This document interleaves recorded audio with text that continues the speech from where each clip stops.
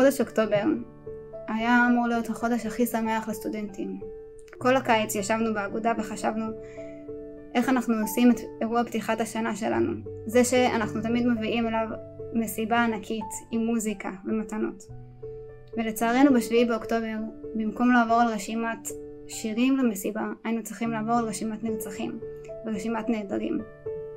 לצערנו גילינו שיש לנו 2 סטודנטים שנרצחו במסיבה, ויש לנו 2 סטודנטיות שבני המשפחה שלהם עד היום מוחזקים עדיין בעזה, ויש לנו 26 סטודנטים שגרים בדרום הארץ שאיבדו את כל מה שיש להם. יש לנו עוד כל כך הרבה סטודנטים שנפגעו בגוף ובנפש. לצערנו אנחנו כבר לא יכולים לעזור לסטודנטים שנרצחו או לאלו שנפגעו ומתו באירועים האלו, אבל אנחנו כן יכולים לעזור לאותם 26 סטודנטים ובעצם לתרום להם כמה שאנחנו יכולים.